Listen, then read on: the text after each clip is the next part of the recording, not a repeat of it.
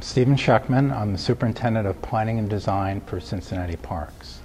And I'm the project manager for the Washington Park renovation and expansion, and been working on that project since 2006.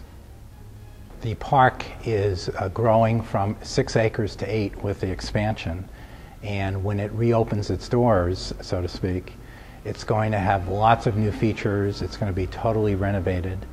We're renovating the historic bandstand. We've saved as many of the trees as we could in the southern half of the park. At the northern half, over an underground garage, we're creating a large green space, the largest green space in over the Rhine, and a second stage for performances. There's going to be great features like a giant fountain, children's playground, a dog park, and of course the Classical Music Hall Walk of Fame. The park will be a place for the community, for the city, for the region, with lots of attractions built in. Just the fact that it's a beautiful park and it is growing bigger, that we've got lots of flowers that are being planted. It's a place for people to come and relax, but it's also a place for people to participate in events and celebrations, come to hear music, to hear performances, and really celebrate this park that's been in the neighborhood for over 150 years. The Walk of Fame is one of the many attractions in the park. I've mentioned the playground, which is a very large playground, an enclosed dog park, the wonderful historic artifacts and features that are in the park and were there when we started and are being preserved in place. And these are basically for the neighborhood and for the city, but some of these attractions are unique. And one of the unique attractions here is, in fact, the Classical Music Walk of Fame and the fountain aspect of the project.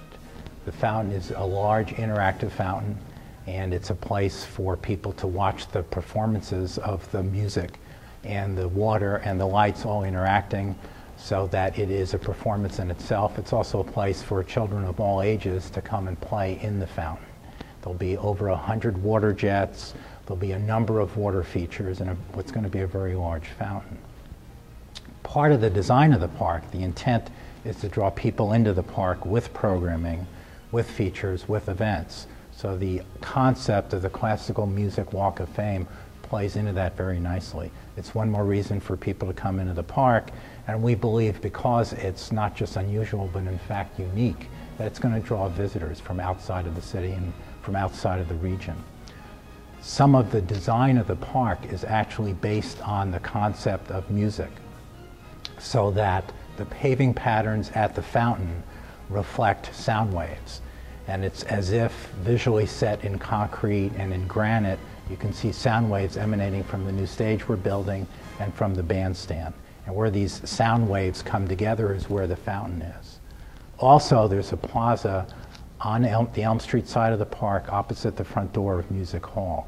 And that centers on Music Hall. It's going to be a granite plaza where we could erect temporary stages to house even bigger events that could hold the entire symphony, as an example.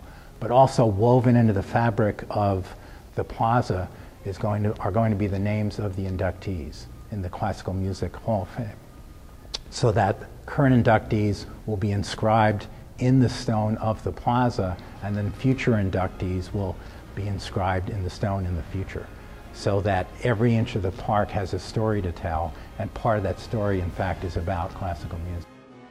We think that art is an intrinsic part of public spaces and parks, certainly, that public art enriches the experience of being in a public place and being in a park.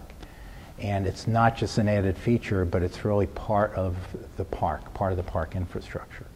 And we know in Cincinnati, for example, a wonderful piece of art that also happens to be a fountain is a Tower Davidson fountain. And we know what that adds to the character and the atmosphere of Fountain Square. A relatively recent park that was built in Chicago, Millennium Park, has a sculpture that's come to be known as the Bean, and that alone has drawn people from around the world. So that, again, parks are more than just a place to come and recreate, which is fine. And it's also a place to come and commune with your neighbors and with other people and to attend events. but it's also a place to respond to public art and however you might respond to it.